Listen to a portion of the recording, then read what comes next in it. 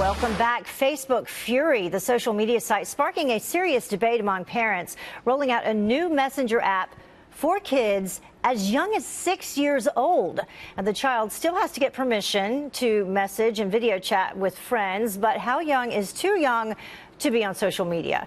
Here now to weigh in is a mother of two herself and the host of the radio show Truth Exchange, Kathy Barnette. Kathy, thank you so much for joining us. Thank you for having me. Now, your 9-year-old daughter is with us today. Yes, she She's joining us here in studio. So, you know, I mean, if Facebook, social media, good for kids or bad for kids, just in general?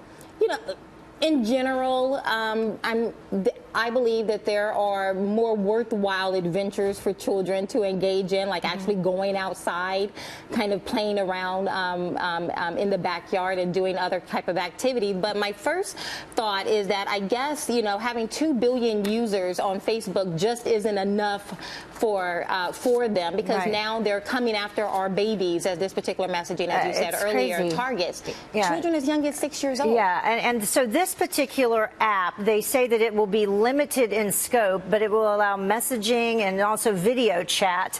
How are they planning on policing it? Yeah, they're not. I mean, and you know, I think we've forgotten a little bit earlier in the month of November, Sean Parker, one of their former executives, came out and said that they consciously understood the implications of trying to get people hooked on Facebook. Implications like having anxiety, depression, reduced productivity. Those were the implications, and yet they did it anyway.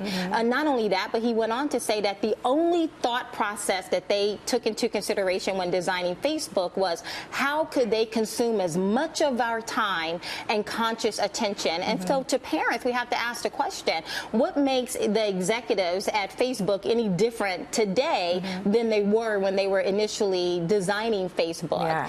And so I think we have to take those kind of things into consideration. And speaking of parents, a lot of them use social media. It's a lazy way to parent.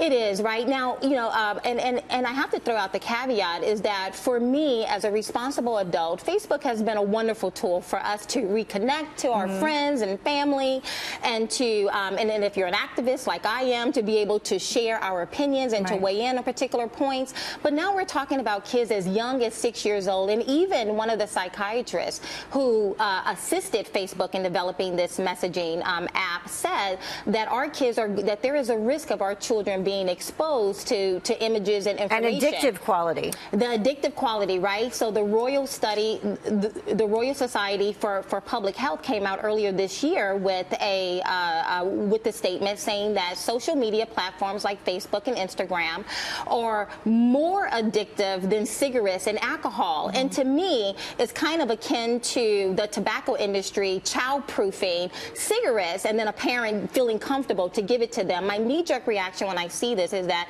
it is time for parents to parent up, raise our own kids. We don't need social media, Facebook, or anyone else telling us how to raise our kids, and this is woefully inappropriate. All right, Kathy, thank you so much. Great insight and great analogy there to the smoking industry. Appreciate it. Thank you very much. Come back anytime.